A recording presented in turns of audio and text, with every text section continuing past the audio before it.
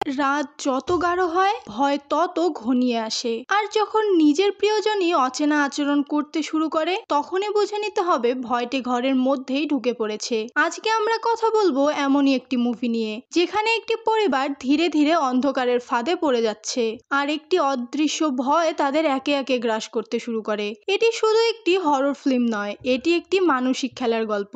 প্রস্তুত তো? তাহলে চলুন ঢুকে পড়া যাক এক বিভীষিকাময় অন্ধকারের জগতে। মুভিটির শুরুতেই আমরা প্রথমে দেখি এক দম্পতি যারা তাদের মেয়ের নাটের শারীরিক সমস্যা নিয়ে খুবই চিন্তিত। এক রাতে তারা তাদের মেয়ের চিৎকার শুনে দৌড়ে ঘরে ফিরে আসে। তারা দেখে নাট মাটিতে ছটপট করছে, তার পেটে তীব্র ব্যথা হচ্ছে এবং চোখের সামনে ধীরে ধীরে তার পেট ফুলে উঠেছে। ধীরে ধীরে ফুলে যায় তার পুরো শরীর। ধীরে ধীরে তার মুখ থেকে রক্ত বের হতে শুরু করে এবং অতিরিক্ত রক্তক্ষরণের কারণে সেখানেই তার মৃত্যু হয়। এরপর গল্পটি স্থানান্তরিত হয় একটি নতুন পরিবারে। এই পরিবারে মা বাবা ছাড়াও আছে 6 জন সন্তান, 3 জন ছেলে ও 3 জন মেয়ে। বড় মেয়ের নাম ইয়ার, মেজ মেয়ের নাম ইয়াম এবং ছোট মেয়েটির নাম হচ্ছে হি। ছেলেদের মধ্যে বড় ছেলের নাম ইয়াক, মেজ ছেলের নাম ইয়াস এবং ছোট ছেলের নাম ইয়া। এই পরিবারে সবাই বেশ হাসি খুশি থাকলেও তাদের বাবা ছিলেন একটু রাগী স্বভাবের মানুষ। তিনি ছেলেমেয়েদের সঙ্গে খুব একটা কথা বলতেন না, সবসময় নিজের কাজে ব্যস্ত থাকতেন কারণ তিনি ফার্মিং এর মাধ্যমে সংসার চালাতেন। একদিন সকালে 3 বোন স্কুলে যাওয়ার সময় পথে একটি বিশাল গাছ দেখতে পায়। সেই গাছের সামনে ছিল একটি ছোট কাঠের ঘর, যেটাকে স্পিড হাউস বলা যেতে পারে।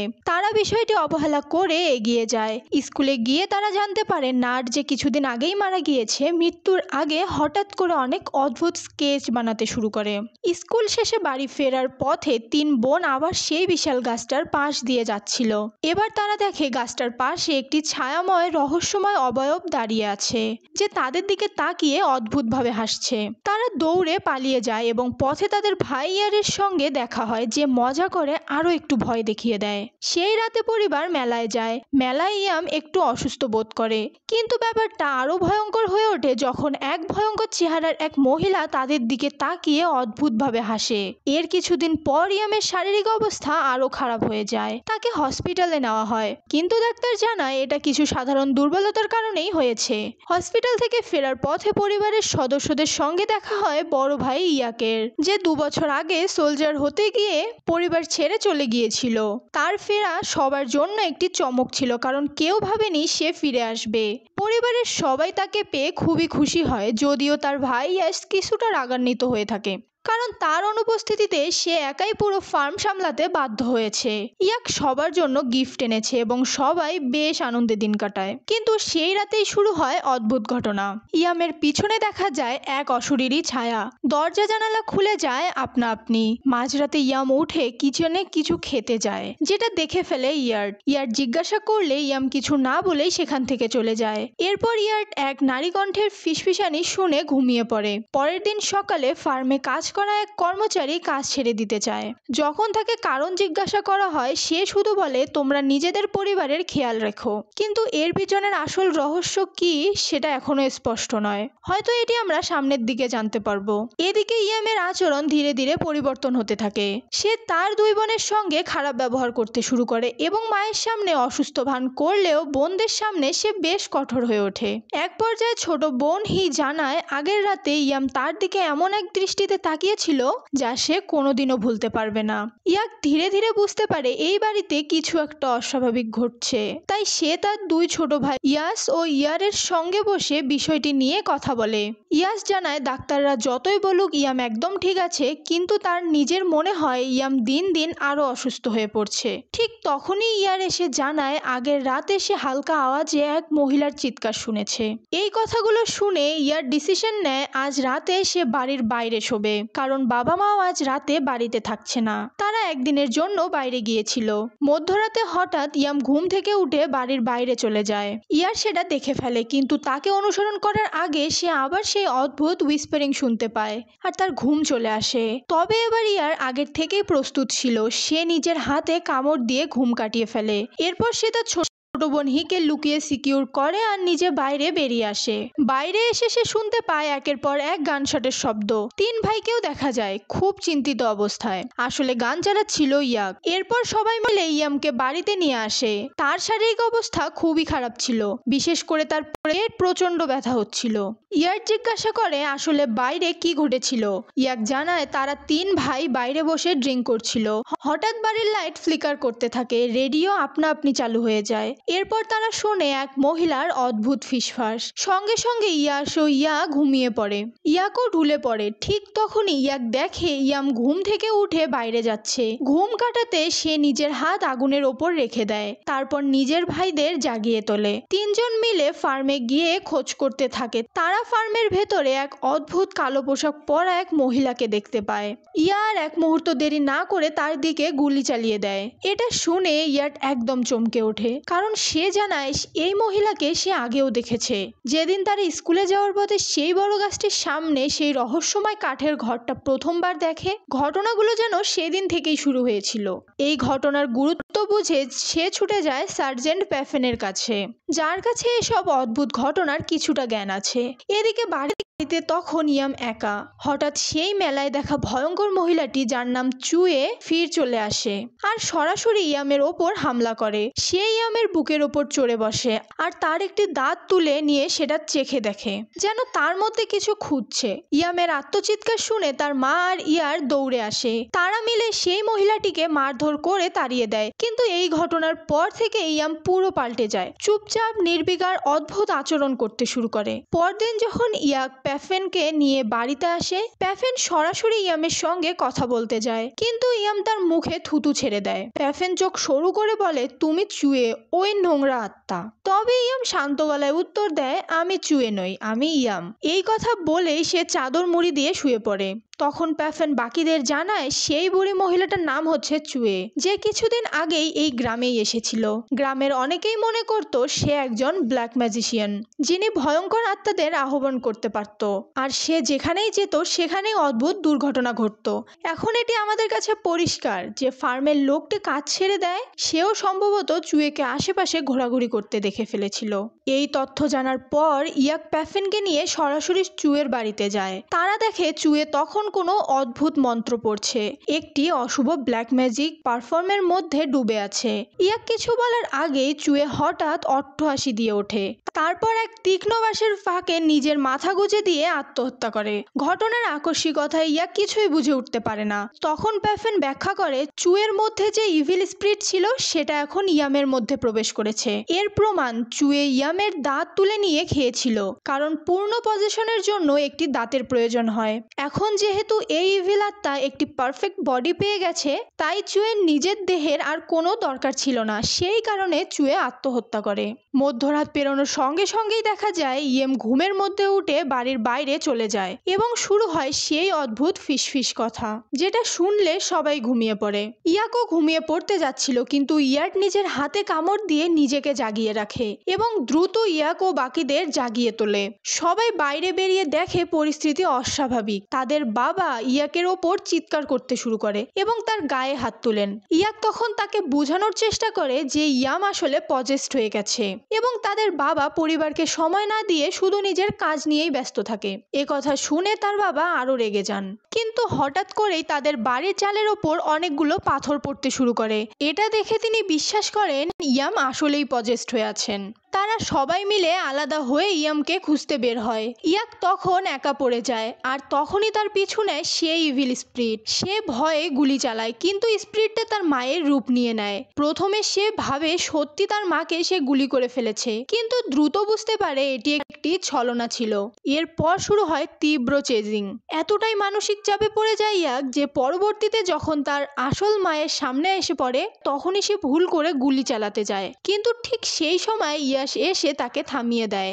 অবশেষে তারা কোনোভাবে ইয়ামকে খুঁজে পায় এবং কিছুটা হলেও পরিস্থিতি তাদের নিয়ন্ত্রণে আসে। তবে এই কথা তখন একেবারেই পরিষ্কার হয়ে যায় ইয়াম সত্যি পজেসড। পরের দিন সকালে তাদের বাবা একজন স্পিরিচুয়াল এক্সপার্টকে ডেকে আনেন, যার নাম মিস্টার পুত। পুত প্রথমেই বাড়ির চারপাশ পরীক্ষা করতে শুরু করে, যেটা দেখে ইয়াক রেগে যায়, কারণ সে আশা করেছিল পুত আগে ইয়ামকে পরীক্ষা করবেন। পুত তখন শান্তভাবে তাকে বলেন, এই কেসে বল নয়, বুদ্ধির প্রয়োজন আছে, রাগ নয়, হেড ইউজ করো। এরপর পুত ইয়ামের সঙ্গে দেখা করেন। তিনি যখন নিজের একটা আঙুল ইয়ামের কপালে ছোঁয়ান, তখনই ইয়াম ভয়ঙ্করভাবে চিৎকার করে ওঠে। তারপর সে এমনভাবে অভিনয় করতে থাকে যেন মিস্টার পুত তাকে আঘাত করেছে। সে কাঁদতে কাঁদতে মায়ের কাছে সাহায্য চায়। এই দৃশ্য দেখে তার মা আর সহ্য করতে না পেরে ইয়ামের পক্ষ নিয়ে পুতকে তাড়িয়ে দেন।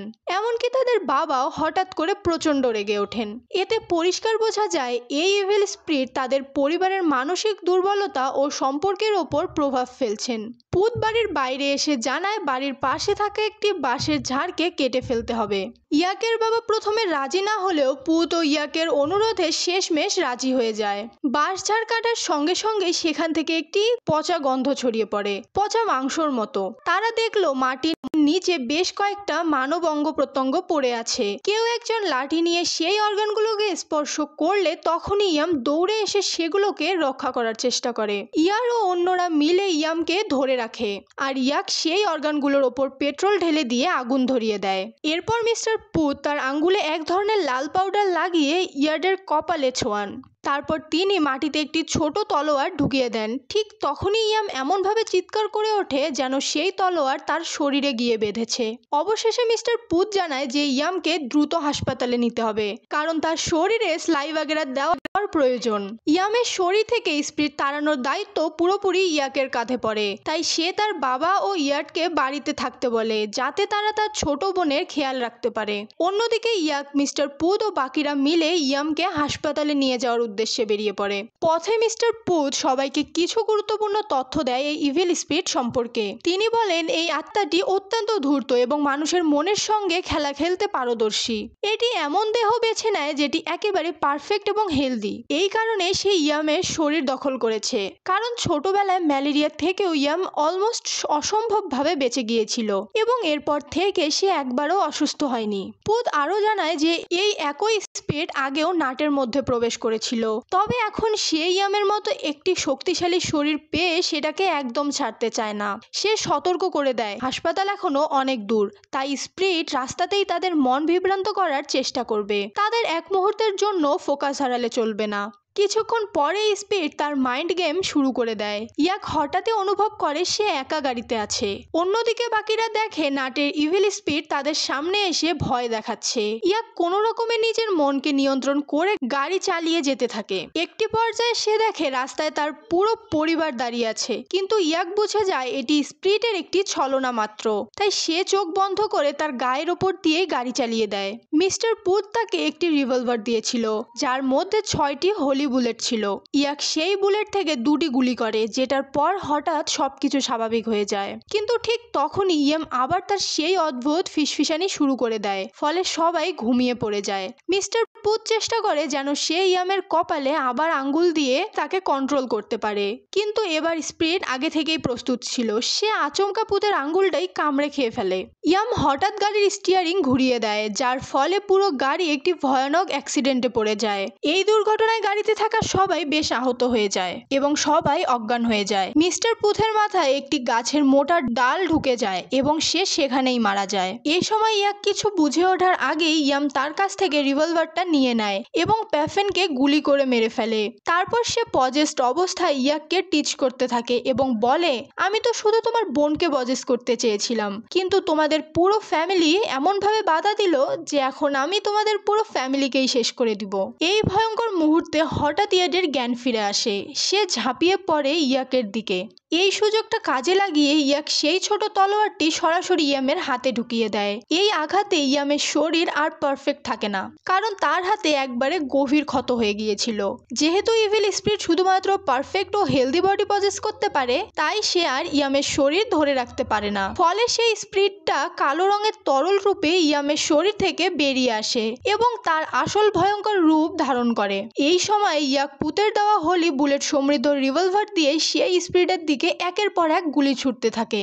অবশেষে সে তার শেষ গুলিটা স্পিরিটের মুখে ছুড়ে দেয়। এই হামলার ফলে স্পিরিটটা জোরে চিৎকার করে ছটফট ছটপট করতে করতে বাতাসের সঙ্গে মিলিয়ে যায়। সবাইকে তড়িঘড়ি করে হাসপাতালে নিয়ে যাওয়া হয়। সেখানে সবাই ধীরে ধীরে সুস্থ হতে থাকে, এমনকি ইয়ামও স্বাভাবিক হয়ে ওঠে। ইয়াম আবার আগের মতো ইয়ারের সঙ্গে কথা বলতে শুরু করে। তার মুখ দেখে বোঝা যায় যেন তার কিছুই হয়নি, কিন্তু হঠাৎই সে একটি অদ্ভুত হাসি দেয় এবং সে তার একটি দাঁত ভেঙে ফেলে ও বলে গুড বয়। আর ঠিক সেখানেই তার শরীর ফুলতে শুরু করে, যেভাবে আগে নাটের হয়েছিল। তীব্র রক্তক্ষরণের কারণে সে হাসপাতালের বিছানাতেই মারা যায়। এই ঘটনার পর ইয়ার হসপিটালের জানালার বাইরে সেই ইভিল স্পিরিটটাকে আবারও দেখতে পায়। এটা স্পষ্ট করে দেয় যে এই স্পিরিট পুরোপুরি শেষ হয়নি। মুভির শেষ দৃশ্যে ইয়ামের মৃত্যুর রিচুয়াল চলছে। এদিকে ইয়াক একা একটি কুঠার হাতে সেই পুরনো কাঠের ঘরের কাছে যায়, সেই জায়গাটা যেখান থেকে সবকিছু শুরু হয়েছিল। সে সেই কাঠের ঘরটি ভেঙে ফেলে, তাতে আগুন লাগিয়ে দেয় এবং বলে দিস ইজ নট ওভার।